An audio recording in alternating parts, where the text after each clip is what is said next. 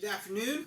Coming to you from again my shop, and wanted to just continue to check in with y'all and see how things are going, particularly when it comes to being intentional with our time of worship.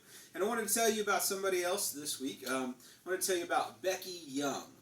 Now, Becky Young is a quilter, and during the 11 o'clock hour, she has been quilting. And a couple of things have come to her as she's been doing that.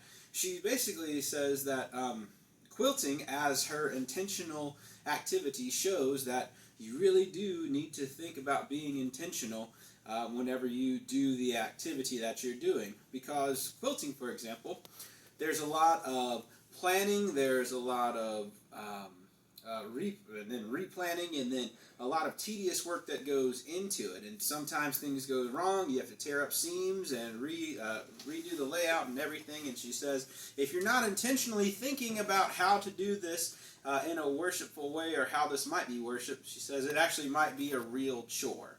So that's one thing that's come to her. The other thing is that she says whenever you are putting together a quilt, you are not only creating, but you're also giving. You're giving of talent, you're giving of time, you're giving of material. And in her mind, that is what true worship is. It's a combination of creating and giving of yourself. And she says that perhaps there's a bit of insight into the nature of God, because we believe that God creates and that God continues to give us what we need. So I hope that your time of in being intentional and doing something that is life-giving continues to connect you to God as it would if we were gathered in the church on Sunday morning. I want to tell you a little bit about what's been going on with the leadership of the church. We recently purchased the Zoom technology, and so starting this Tuesday evening, we'll be able to hold a Bible study, and we'll send out a church-wide email on Monday inviting you to that Bible study via Zoom. And if you have any questions about how to access that, you can just contact the Facebook page administrator, and she'll help you walk through that.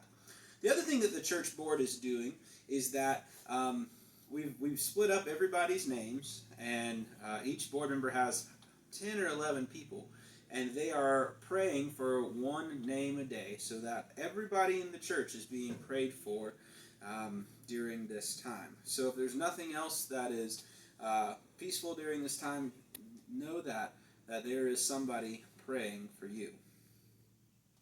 And if you're looking for a Bible study to do this Sunday morning, still be in John, but this time go to John chapter 11, verses 1 through 45. And this is one of my favorite passages to read. And as you're reading, consider these questions. So, why does Jesus say that Lazarus has fallen asleep? And is that similar to last week with the man being born blind? Then in verse 16, my favorite disciple, Thomas. What do we know about Thomas whenever he says what he says in verse 16? This passage is also where we find the shortest verse in the Bible. Jesus wept.